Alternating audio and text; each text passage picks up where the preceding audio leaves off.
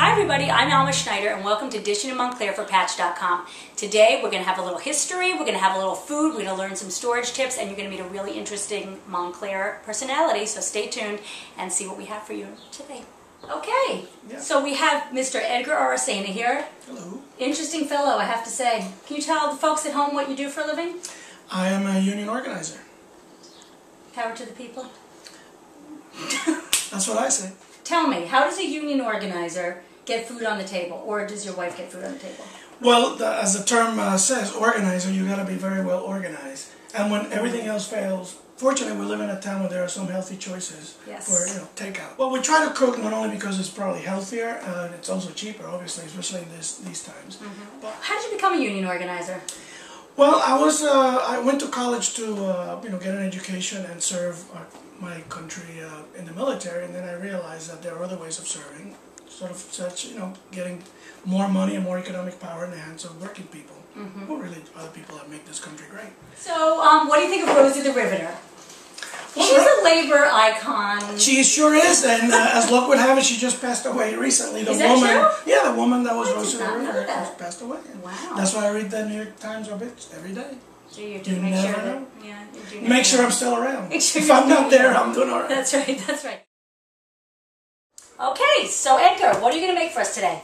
Well, this is what I call the Mediterranean chicken. It's an old time standby from Greece, from what I understand. Okay. And it's a very simple meal to prepare as you go into your work week. And I see that you have your mother's cookbook here that it came from? Well, yeah, it came all the way from the old country, New York.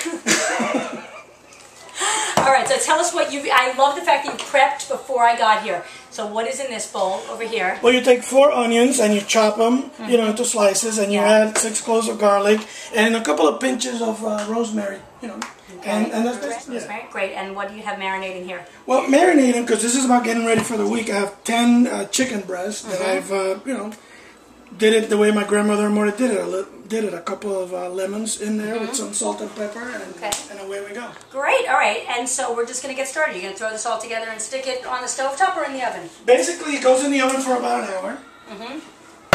I have this handy dandy Le Creuset. I have to say, I covet your Le Creuset. That is a beautiful size pan. Honey, next birthday? Every kitchen should have one. All right. At least one. Yes. All right, so what we're going to do now is we're going to put the onions, prepare a bed of onions and garlic down I'm just going to wear these while you do that so that I don't tear up. All right. And now that we have a little bit of our marinade, or whatever you call this, we're going to... Some people like the tongues because they don't like to touch raw chicken, like my wife. God bless her. We won't tell her that I use my hands to do this. We won't, and I hope you will wash your hands out. Absolutely. We don't want to have salmonella or any... visitors of that kind. Right. So now we put the chicken over here, and then later on we're going to prep that for some other dish for the week. And then we're going to put on top of the chicken that we layered here the rest of the onion, garlic, rosemary mix. And now that it's covered, we're going to add another, little bit of olive oil. I like how you're speeding through. I like this. It's like... We have preheated the oven to 450 degrees, and we're basically going to put it in here for about 50 minutes. 50. And that's it. What I do is that we're going to have this for dinner tonight, and then we're going to probably, refrigerate or freeze, depending on the day. And as the week goes on, some of it will turn into chicken salad sandwiches. Oh, I love the repurposing. So, Edgar, let me ask you a question. Ask me. If you had all the money in the world and you had a bunch of servants cooking your food for you and cleaning, would it be a union house or not? Well, as the sign says, but of course. So right now, as you might know, or probably don't, domestic workers are not covered by U.S. labor law. But there are efforts by domestic workers organizations in New York and other places to get them to organize, because just like the rest of us, they need to have a life. Decent wages, decent benefits, and dignity when they someday retire.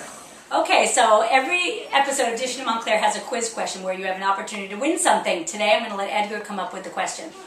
We all know about the po' boy sandwich, but how is a po' boy sandwich connected to American labor history? Good one. Best answer wins. A piece of my Mediterranean chicken? No, because it will be moldy by the time this airs. But you will win a Pampered Chef gift certificate, so the best answer wins. All right, we are here. The dish is out of the oven. It looks fantastic. The onions simmering with the chicken, with all the spices. Edgar, I see you've changed your shirt for our formal dining experience. Where's my bow tie? I don't know, but you need one. Thank you so much for being on Dishin in Montclair. A true pleasure. Stay tuned for our next edition of Dishin in Montclair when you will meet our next celebrity home chef. Register to vote. That's right. All right, let's get eating.